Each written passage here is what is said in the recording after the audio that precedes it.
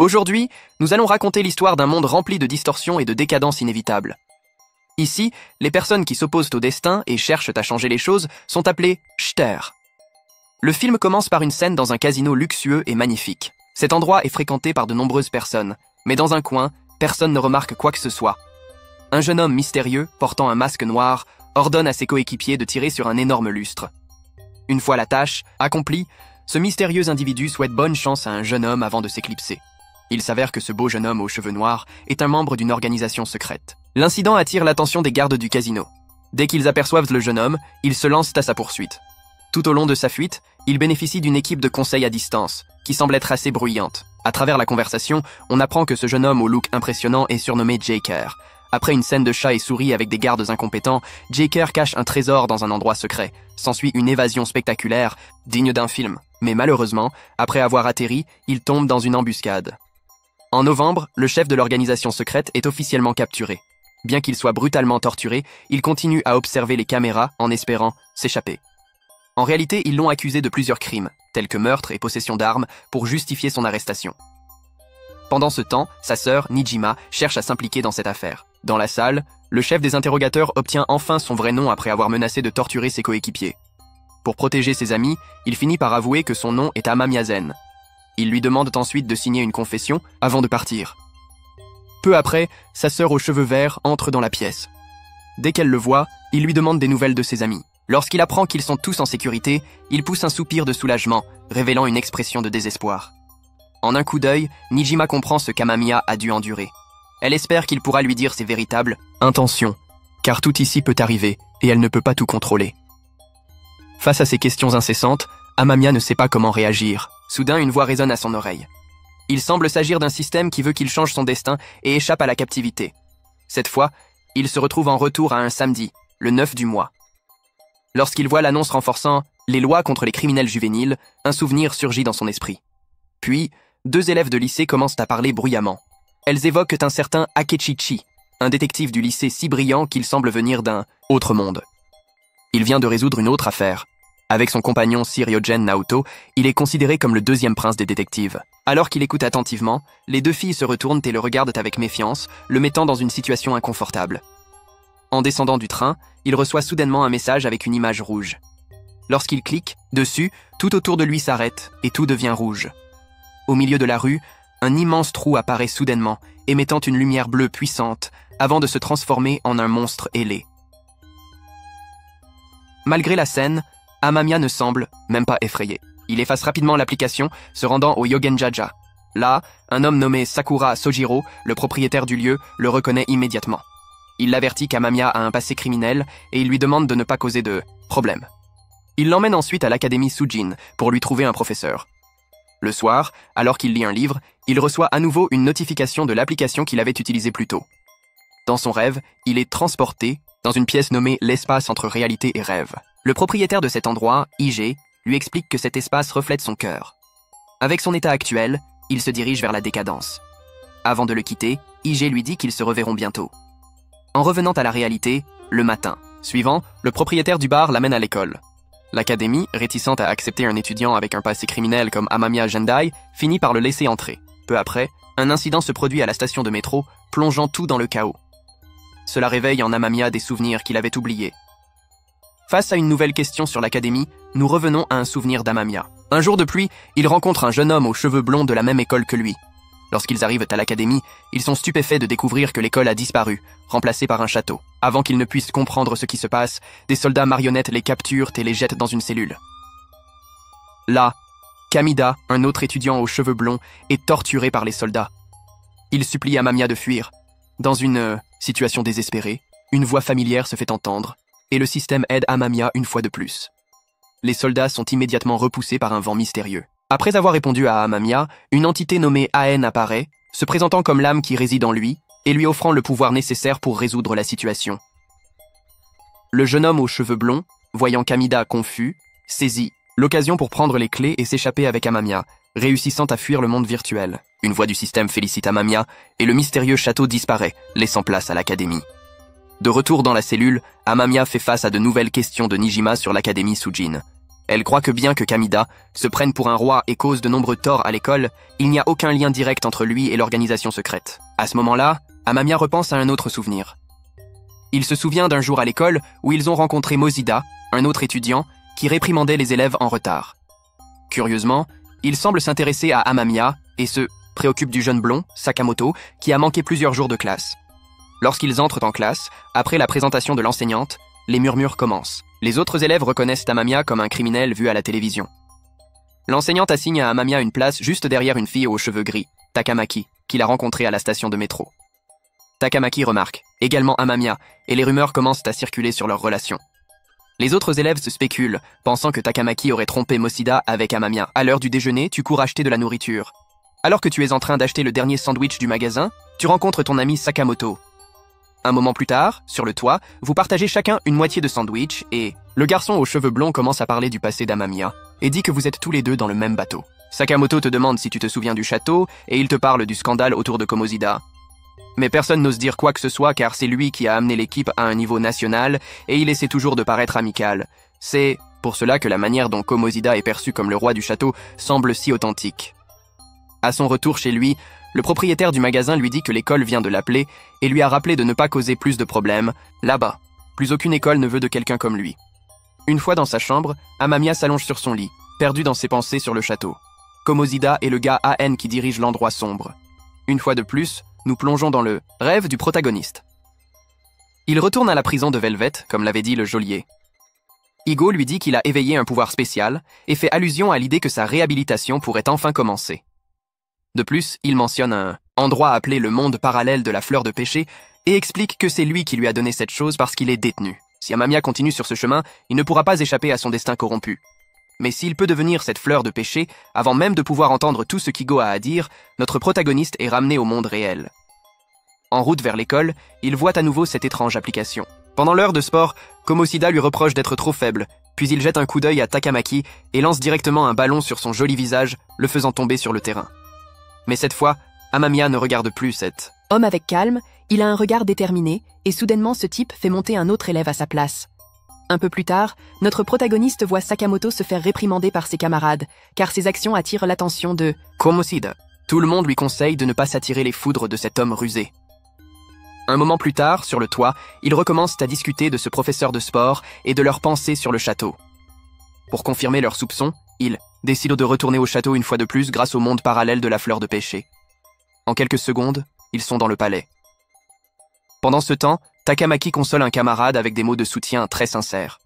Alors qu'elle est joyeusement avec son amie, Komosida la dérange et elle s'enfuit immédiatement. N'ayant pas obtenu ce qu'il voulait, il regarde son ami avec mépris. À l'intérieur du château, il semble avoir trouvé des preuves que Komosida maltraite les élèves. Soudain, un bruit retentit pour les avertir de ne pas s'en mêler. Ils ne sont pas de vrais humains, mais des poupées.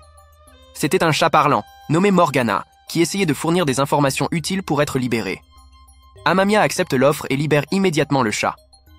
Alors qu'il s'apprêtait à écouter les détails sur le palais, des gardes surgissent soudainement. Un an, fuyant, acculé contre un mur, il voit cet homme pervers dans un costume ridicule, debout en hauteur, les observant. Morgana explique qu'il n'est pas ce qu'il pensait. Ce n'est que l'aspiration noire cachée dans Komosida. À ce moment-là, cet homme commence à se moquer de Sakamoto, révélant son passé et l'appelant un traître du sport. Cela laisse Sakamoto sans voix.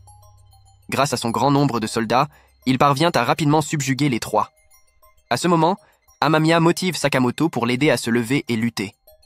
Dans la lutte pour la justice, Sakamoto déclenche accidentellement Persona, l'âme rebelle enfermée dans le cœur humain. Après un combat intérieur avec son propre ego, le garçon aux cheveux blonds se transforme en un personnage très cool. Sakamoto et Amamiya, avec l'aide de leurs personas, battent l'armée de cet homme méprisable. Mais en raison du grand nombre d'ennemis, ils doivent se retirer. Après avoir échappé, Morgana leur dit au revoir et leur promet de se revoir. Quelques secondes plus tard, ils sont de retour dans le monde réel. Plus tard, Amamiya et Sakamoto sont assis dans un restaurant. C'est à ce moment que Sakamoto lui demande des nouvelles de l'incident qui s'est produit la nuit précédente. Juste pour la justice, il a été injustement accusé d'avoir blessé quelqu'un pour sauver une fille. Avant même qu'il puisse réagir, son ami assis à côté de lui mange tout en compatissant pour sa situation. Après une discussion sur les liens fraternels, le garçon aux cheveux blonds finit par dire son nom complet. Il s'appelle Sakamoto Ruji. Il lui demande aussi de l'appeler Ryuji et de donner à Amamiya un surnom. Dans l'épisode précédent, ils ont rencontré un chat nommé Morgana, et Ryuji a débloqué l'âme rebelle qui résidait en lui. Après être retournés dans le monde réel après la bataille dans le palais de l'infâme Camilla, ils sont allés manger ensemble et sont devenus beaucoup plus proches. Le début de l'épisode montre une scène dans la prison de Velvet avec la voix du geôlier. Il l'oumène et explique que ce qu'ils appellent le palais est en réalité une autre réalité. Il est né du cœur de ceux qui désirent être dominés. En d'autres termes, l'école est son château et les élèves sont ses esclaves, des marionnettes jouées par les désirs de cet homme. Tout le monde ici attend qu'Amamiya défie ce lieu inviolable. À la station de métro, ils retrouvent un ami pour discuter du château et des soupçons concernant un membre du club de volleyball qui a été abusé par Komozida. Parce que Ryuji parle trop fort, il attire l'attention du prince détective. Dans le club de volleyball, Takamaki est assise dans un coin, mais elle reste très remarquée. À l'heure du déjeuner, les élèves participent au premier match de l'après-midi. En même temps, les deux amis vont partout à la recherche de preuves que ce salaud maltraite tout le monde, mais en vain. À ce moment, Takamaki est dehors, en train de discuter avec Sio, qui lui dit qu'elle devrait moins se soucier des autres et se concentrer sur elle-même. Ensuite, en parlant, Rui s'approche pour poser des questions sur le club de volleyball, mais Takamaki se lève pour l'empêcher. Elle dit que Siho se concentre sur le championnat national et espère qu'il ne perturbera pas son ami. Inquiet pour la sécurité de Suzui, le jeune homme aux cheveux blonds est déterminé à l'aider. Mais avant qu'elle ne puisse dire quoi que ce soit, Takamaki l'attrape violemment et l'emporte. Revenons à la scène dans la cellule. Nijima a obtenu la réponse qu'elle désirait. Elle commence à analyser l'histoire. Une fois de plus, elle pousse Amamiya à fouiller dans ses souvenirs, mais cette fois-ci, il n'y a pas de résultat. Retour à cette période, à la gare, où il voit Takamaki être chassé sans pitié par un homme inconnu. En la voyant courir, il se lance immédiatement à sa poursuite. Il entend alors leur conversation, elle et ce type détestable, Mosida. Apparemment, il menace d'empêcher son ami Zinho de recevoir sa place dans l'équipe. Cela plonge Takamaki dans une profonde impuissance, et elle s'effondre. Lorsqu'elle relève la tête, elle voit une couverture. Elle réagit violemment au fait qu'il les ait espionnés, mais à force de parler de ses inquiétudes, ils se retrouvent dans un café pour discuter. Elle lui parle de la relation qu'elle entretient avec ce type, qui est loin de ce que les autres croient. Elle ne sait pas depuis quand cet homme sait que Takamaki et Shino sont amis. Il lui a dit que Shino était trop sensible pour être dans l'équipe. Depuis, il n'a cessé de l'harceler avec cette excuse. Le jour précédent, ce type l'a même invité chez lui, ce qui est vraiment inacceptable. Cette fois-ci, elle ne veut plus être son marionnette, mais en pensant à son ami, elle ne sait pas vraiment comment réagir. En même temps, ce type, ce scélérat, prépare une sale affaire. Il fait appel à un messager pour convoquer Sino à son bureau. Ce soir-là, alors que Takamaki est allongé sur son lit, plongé dans ses pensées, elle se souvient qu'Amamiya a croisé Morgana sous une forme différente dans la cour de l'école. Il veut leur proposer un marché. S'ils acceptent de l'aider, il leur montrera comment changer Mosida en utilisant son propre palais. Amamiya et Rui se rendent donc une nouvelle fois dans le palais avec Morgana. Une fois sur place, ce dernier leur explique qu'ils doivent voler le trésor de Mosida pour pouvoir changer son cœur. Pour ce faire, Amamiya doit lui faire croire que son trésor est en danger. En matérialisant cette menace, le groupe pourra s'en emparer. Quand le trésor est volé, l'autre Mosida dans le monde réel deviendra une meilleure personne sans rien savoir de ce qui se passe dans le palais. Alors qu'ils réfléchissent, Amamiya entend un cri féminin. Il court et découvre que c'est Takamaki. Elle doit avoir été près d'eux quand il a ouvert la porte du monde alternatif, en voyant la transformation étrange et effrayante de Mosida. Takamaki est terrifiée et hurle. Soudain, une voix l'incite à se battre. Elle repense à tout ce qu'elle et son ami ont enduré pendant tout ce temps. Elle décide de se lever et de lutter. Grâce à son contrat réussi, Takamaki débloque enfin l'âme rebelle qui sommeillait en elle. Ainsi, un autre personnage réveille avec succès son persona. Les trois amis se comprennent immédiatement et forment une équipe. Ils luttent avec acharnement contre les soldats de ce type, et Mosida, de nature lâche, fuit rapidement. Mais comme il ne veut pas être capturé, il envoie plus de troupes avant de continuer. Réalisant que la situation semble sans issue, le groupe décide de quitter les lieux et de revenir plus tard pour sortir du monde alternatif. Takamaki est surprise par ce qui vient de se passer. Après l'avoir rassuré, Rui leur dit qu'ils peuvent former une équipe de voleurs de talent. Consciente qu'ils ont le même objectif de faire tomber Mosida, Takamaki accepte immédiatement. Avant de se séparer, ils échangent leurs coordonnées. Cette nuit-là, dans le groupe de discussion, les trois amis sont animés par des idées. Ryuji et Takamaki réfléchissent à un nom cool pour leur groupe. Après quelques échanges, ils choisissent finalement Phantom Thieves comme nom. Dans l'épisode précédent, Takamaki a éveillé l'âme rebelle en elle et a formé un groupe appelé Phantom Thieves avec Amamiya, Rui et le chat voleur Morgana. L'épisode commence par des tracts menaçant Mosida. Apparemment, c'est l'œuvre de Sakamoto dans leur groupe. Alors qu'ils essaient de se donner de l'importance devant les filles, Takamaki leur dit qu'ils n'ont rien de plus que des gamins essayant de jouer les adultes.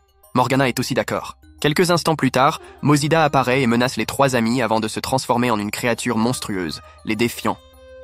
Plus tard, sur le toit, le groupe pense que Mosida commence à réaliser que son trésor est en danger. Morgana leur explique que l'invocation de cartes leur permettra de voler ce trésor.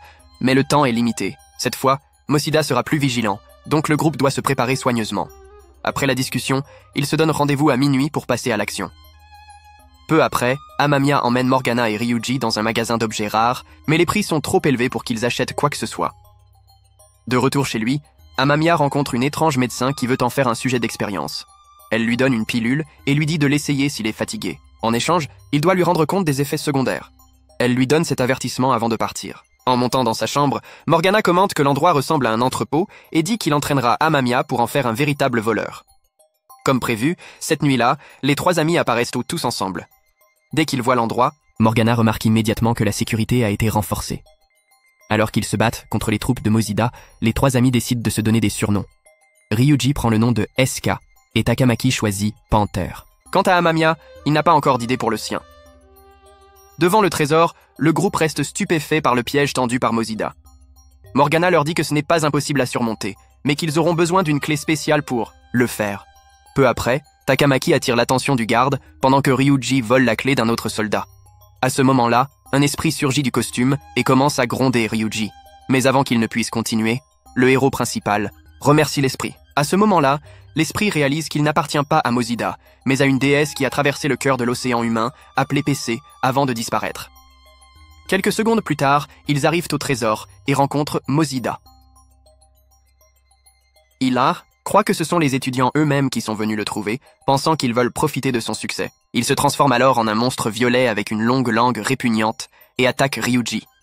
Voyant que la situation dégénère, le groupe de voleurs utilise une fumée blanche pour s'échapper. Ils se cachent dans un coin pour élaborer une stratégie.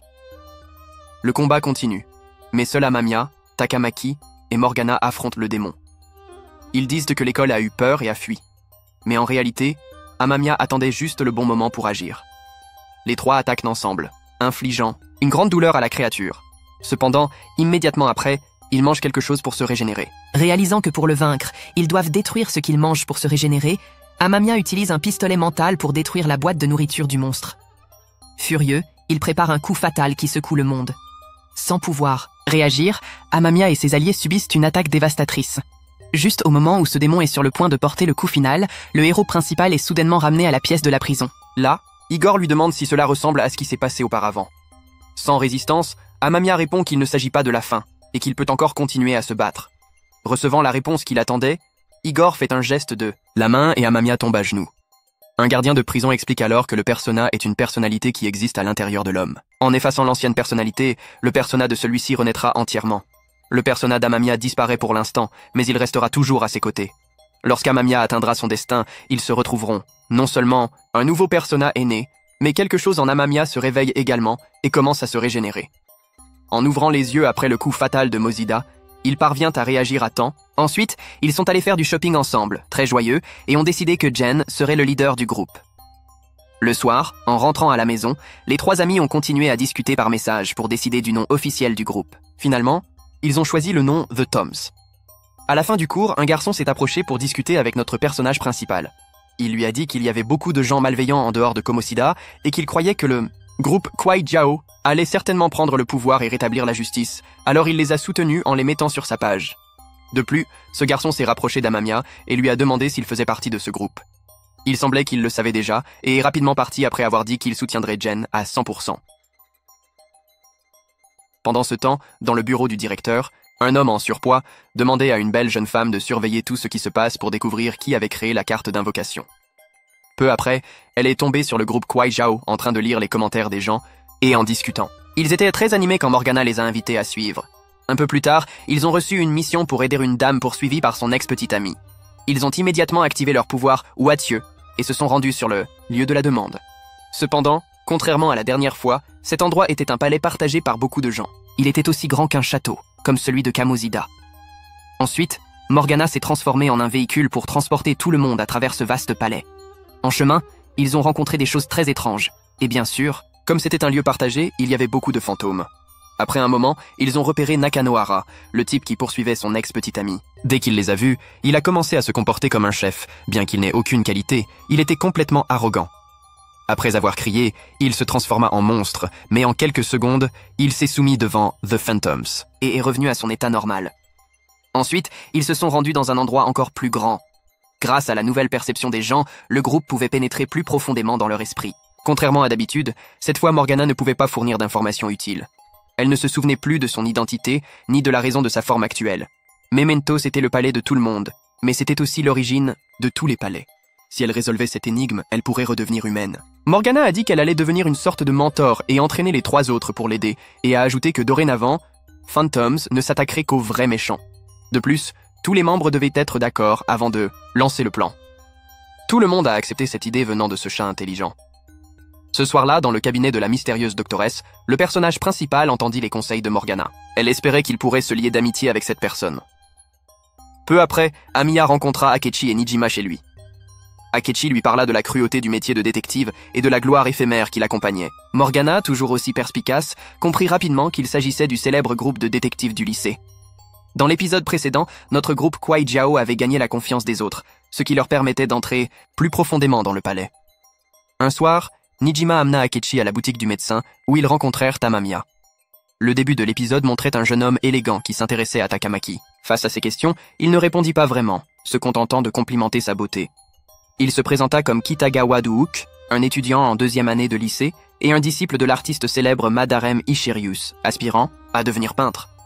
Après une longue explication, il expliqua que dès qu'il avait vu Takamaki, il n'avait pas pu détourner les yeux, et que son cœur avait été conquis par elle. Il finit par l'inviter à poser pour lui. De retour dans la cellule, Nijima était stupéfaite par cette rencontre inattendue. Madarem Ichirius, le maître peintre japonais, était un homme détestable, obsédé par la gloire et la richesse, prêt à tout pour les obtenir. Kitagawa avait passé de nombreuses années à cacher les crimes de son maître, et pourtant, Amamiya avait rapidement vu à travers tout cela. Le groupe se retrouva plus tard sur le toit pour discuter de l'exposition.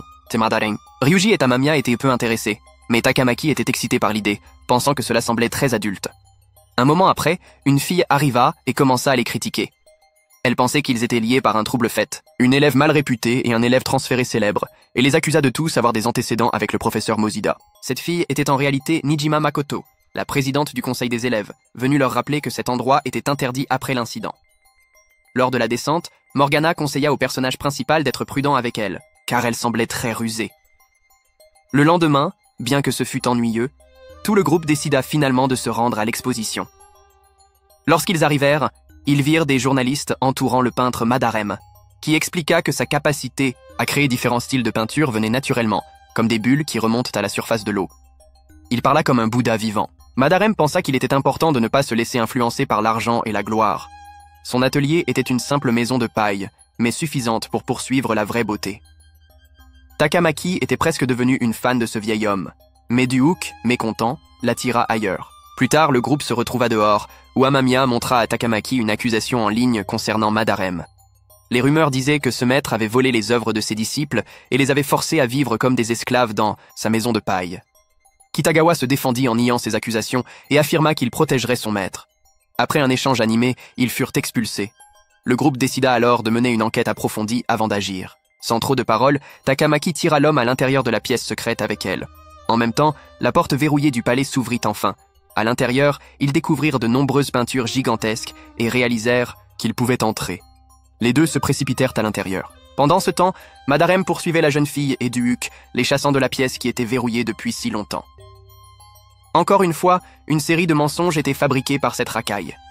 Mais ces paroles ne pouvaient tromper que les disciples aveugles de cet homme, et non Takamaki. Le salaud disait qu'il voulait vraiment développer le talent de Duuk, et demandait pardon pour ses actions malhonnêtes en tant que professeur. Finalement, Takamaki parla et dévoila le véritable visage de cet hypocrite. Elle affirma qu'un grand artiste respecté qui gagne de l'argent en vendant des copies de ses œuvres n'avait aucune valeur. À l'intérieur du palais, Amamiya et Rui se retrouvaient aussi en difficulté, car cet endroit ressemblait à un labyrinthe. De plus, ils furent chassés par les gardes. C'est à ce moment que Morgana souleva un tableau caché dans la pièce. Il s'agissait en fait de Sori. À ce stade, Duuk demanda à son professeur de lui révéler la vérité. Se rendant compte qu'il allait être démasqué, Madarem utilisa immédiatement la morale pour forcer ses élèves à obéir. Quelques secondes plus tard, Morgana attaqua le peintre pour permettre à Takamaki de s'enfuir. Duuk se lança à sa suite. Sentant la situation critique, Takamaki ouvrit immédiatement un portail vers le royaume d'Ohatieu, emmenant Duhuk avec elle dans le palais. Après que le monstre ait expliqué, Duhuk comprit peu à peu le sens de cet endroit. Là, le peintre détestable apparaissait véritablement comme un démon, avec une voix insupportable et une arrogance démesurée. Il expliqua que le toit de chaume et les autres choses étaient des mises en scène. Il était impensable qu'une célébrité vive dans un endroit aussi misérable. Madarem avait une autre maison. Après une longue tirade, il décida de ne permettre à aucun d'entre eux de s'échapper. Finalement, Duhuk comprit qu'il avait toujours été trompé.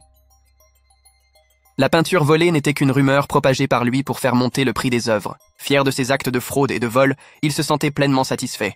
Cela rendait Duhuk furieux. Mais Madarem prétendit qu'il ne savait rien de l'art, rien du tout, et qu'il ne voulait pas être critiqué. Le type commença à manipuler tout le monde. Après un moment de résistance acharnée, ils furent tous capturés par ses gardes. Il essaya alors de séduire Duhuk pour le faire revenir et l'exploiter. En réalité, la véritable raison pour laquelle ce salaud voulait adopter Duhuk était d'exploiter son talent et récolter les fruits de son travail sans aucune reconnaissance.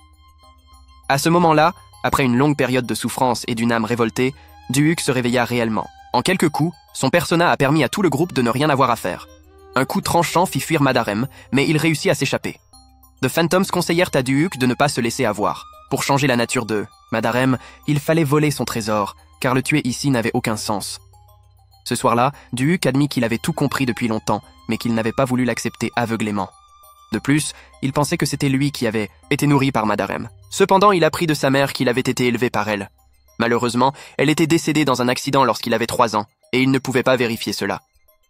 Après une discussion, ils décidèrent d'ajouter Duhuk à leur groupe de voleurs, et son surnom serait fort dans l'épisode précédent. Après avoir découvert le vrai visage de son professeur qu'il respectait depuis si longtemps, Duhuk éveilla l'âme révoltée en lui.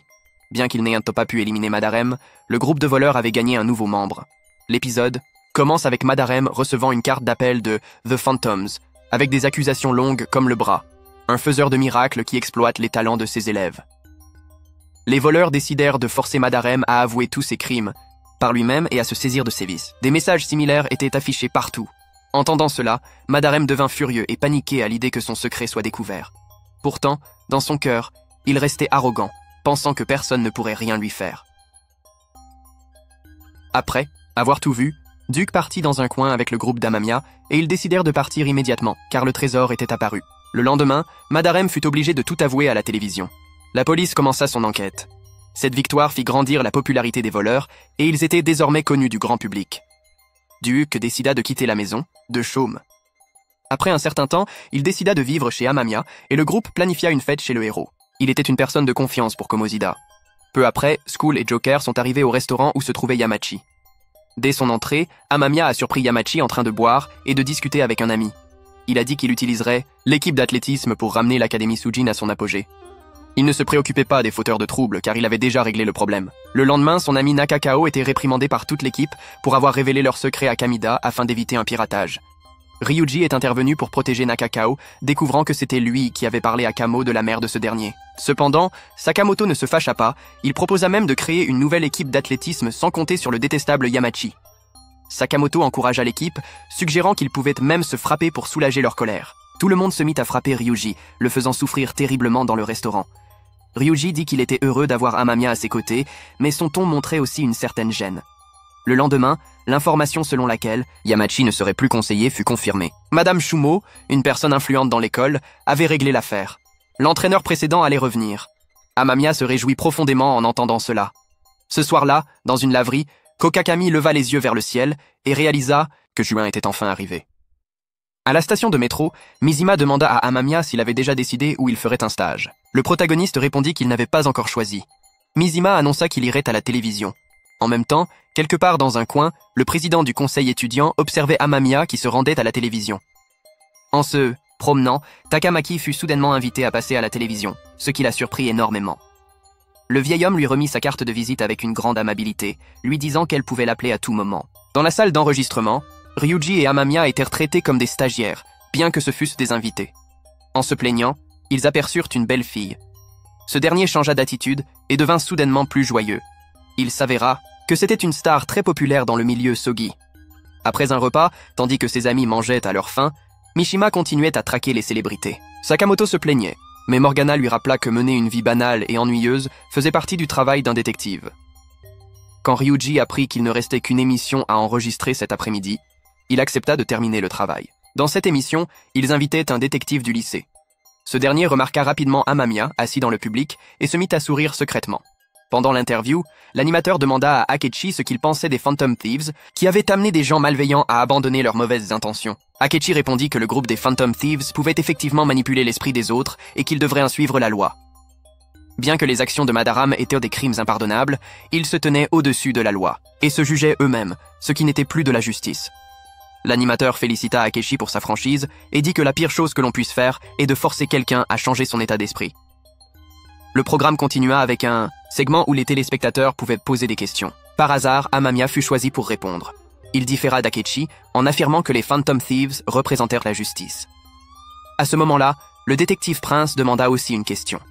Il demanda à Amamiya si, supposons qu'une personne proche de lui changeait soudainement de caractère, il penserait que cela était dû aux Phantom Thieves. Akechi répondit que non, si quelqu'un croyait en la justice, cela n'arriverait pas.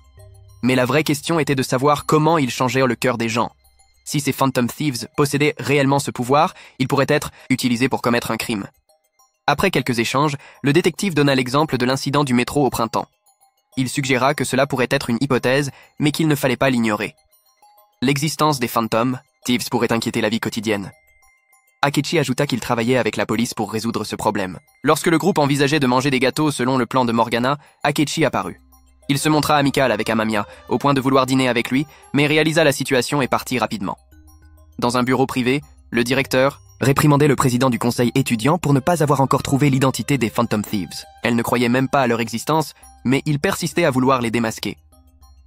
Un peu plus tard, dans la salle d'études, Nijima se laissa distraire en pensant à la conversation précédente et manqua ce que son ami disait. Ce dernier lui parlait des rumeurs récentes à SBA concernant des menaces. Dans un coin de l'académie, le groupe lisait des informations sur les Phantom Thieves. À ce moment-là, Takamaki se demanda si poursuivre leur rôle de Phantom Thieves était une bonne idée. Nijima sortit soudainement, mais avant qu'elle ne puisse dire quelque chose, le groupe la rejeta, l'empêchant de parler. Après les cours, le président du conseil étudiant convoqua Amamiya pour une conversation. Un peu plus tard, on vit Amamiya amener Nijima retrouver ses amis à la gare. Il s'avéra qu'elle voulait utiliser un enregistrement pour menacer tout le monde. Cette fois, elle leur demanda de changer le cœur du chef d'un groupe criminel. Ce groupe était spécialisé dans l'escroquerie et le trafic de médicaments, et s'ils étaient surveillés, ils ne cesseraient de menacer jusqu'à atteindre leur objectif. Ce cas était extrêmement difficile, mais s'ils réussissaient, Nijima croirait que la justice dont il parlait était réelle et ne donnerait pas l'enregistrement à la police. Elle les conduisit alors dans le quartier central de Shibuya, où ils pouvaient rencontrer ces criminels. Lorsqu'ils arrivèrent, deux individus approchèrent pour les recruter. Le président du conseil étudiant demanda alors à rencontrer leur supérieur, ce qui fit fuir les deux hommes. Un peu plus tard, au café, les Phantom Thieves analysèrent la situation. Tout le monde pensait que cette affaire serait extrêmement difficile.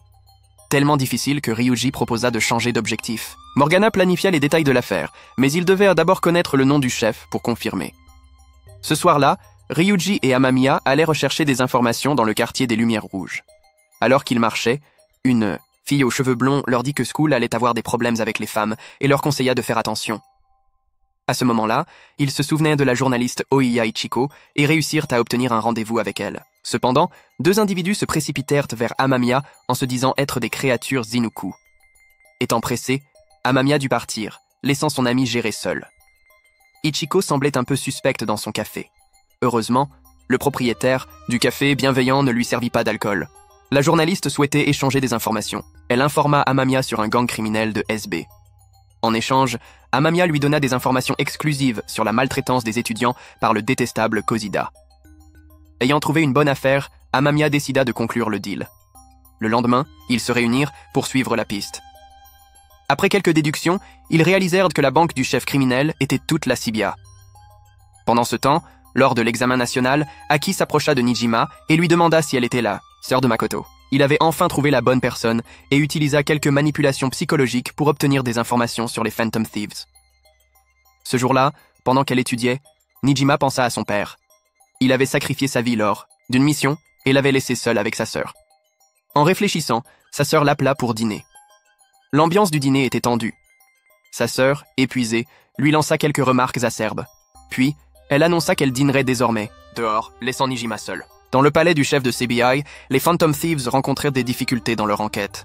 Toutes les victimes de Kaneshiro semblaient avoir abandonné, victimes de l'exploitation du criminel.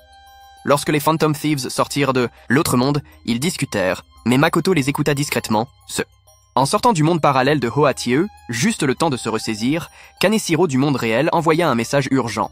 Après quelques discussions, The Phantoms décidèrent de recruter le président du conseil des élèves en tant que conseillère. De retour dans la cellule, Nijima fut surprise de découvrir que la nouvelle coéquipière d'Amamiya était sa propre sœur.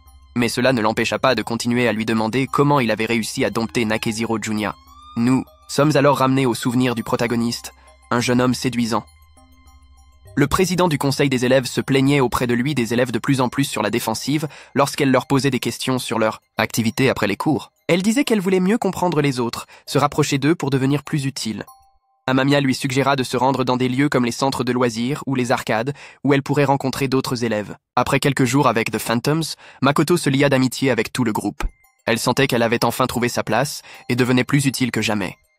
Un jour, alors qu'il s'arrêtait à un feu rouge, Takamaki s'excusa auprès d'elle. Elle exprima ses regrets d'avoir accusé Makoto concernant Kozida. Elle avait profondément honte et voulait s'excuser. Nijima pensa que Takamaki et elle étaient assez similaires, toutes deux désireuses d'aider les autres, mais incapables de le faire.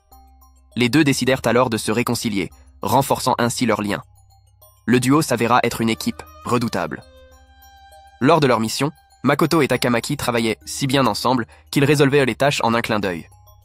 Les autres membres étaient étonnés par leur coopération cinématographique parfaite. Ce soir-là, Ryuji se rendit chez Amamiya pour installer une télévision.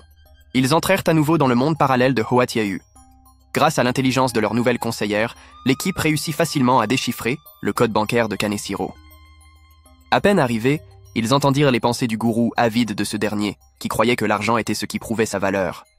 En jouant avec son nouveau groupe d'amis, Makoto eut l'occasion de découvrir ce que les élèves ordinaires faisaient pour se divertir. Après avoir exploré, elle informa Amamiya que Kaneshiro se précipitait. Il leur restait 3 jours.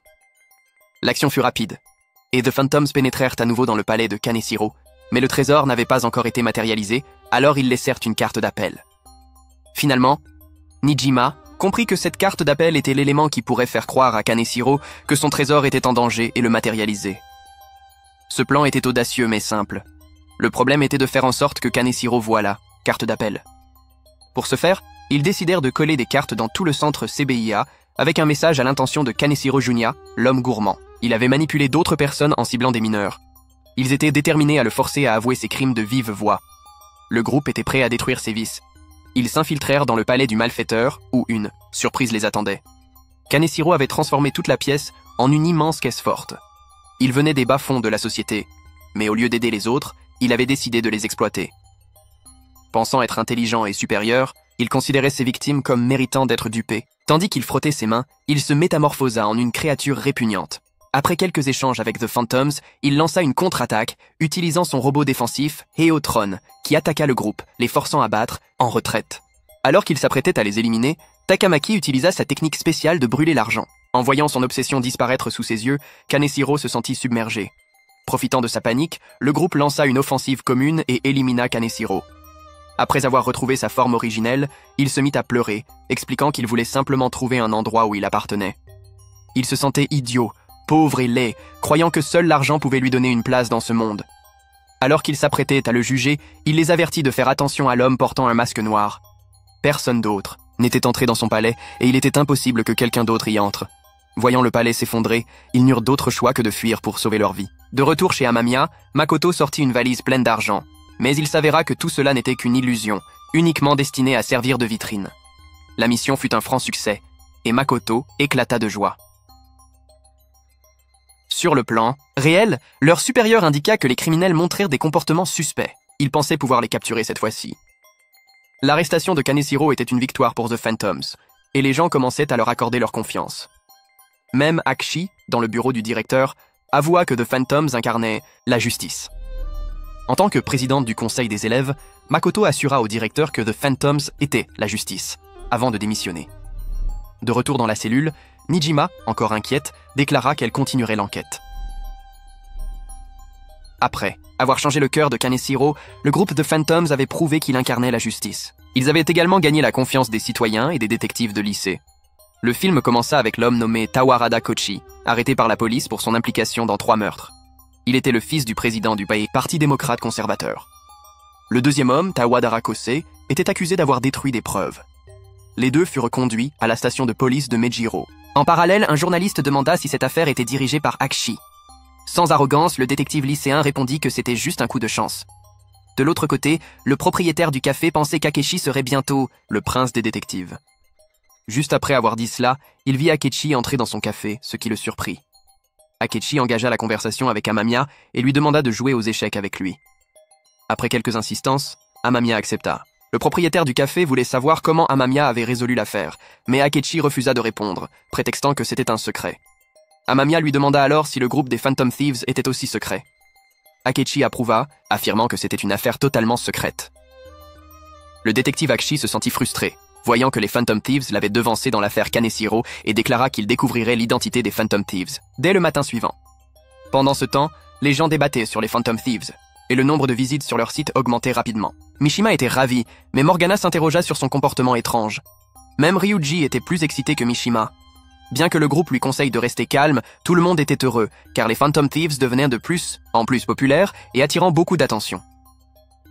Makoto mentionna que sa sœur lui avait dit que le bureau du procureur commençait à enquêter sur leur groupe, ce qui signifiait qu'ils seraient de plus en plus en danger à mesure qu'ils devenaient célèbres. Elle leur rappela aussi de rester vigilants vis-à-vis de l'homme masqué dans le palais de Kaneshiro. Quand Ryuji proposa d'aller à Mementos, Amamiya refusa car il avait d'autres choses à faire. Chacun commença à organiser ses activités, Ryuji se dirigeant vers les jeux vidéo, tandis que Takamaki, Makoto et Morgana optèrent pour un café.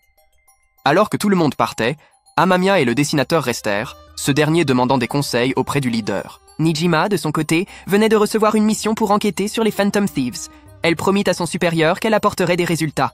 Duke expliqua qu'il se sentait dans un bourbier sans fin et qu'il avait besoin d'aide pour poursuivre sa bourse. Mais Sao Amamiya a réussi à la sauver à temps. À peine avait-elle repris ses esprits qu'ils ont croisé une lycéenne entrant dans un café très suspect. Le lendemain, Takao a été convoqué par le président du conseil des élèves pour une discussion. Après avoir vu la trousse Bumakoto, elle a immédiatement commencé à parler frénétiquement, comme un ouragan. Les deux étaient dans là, sans savoir vraiment ce qui venait de se passer. À ce moment-là, Makoto raconta à Amamiya que cette trousse lui avait été offerte par son père. C'est pourquoi elle la gardait précieusement, ne voulant pas s'en débarrasser. Ce soir-là, à son retour à la maison, le propriétaire du café annonça qu'il fermerait, car il avait des affaires ailleurs. Duke commença à parler avec Amamiya, pensant que tout était réglé, mais ce n'était pas le cas. Qu'on le veuille ou non, Madarem reste sa famille, et il ne pouvait pas simplement l'écarter de sa vie. Ils retournèrent dans la pièce sombre qui emprisonnait la vie du chef du groupe criminel.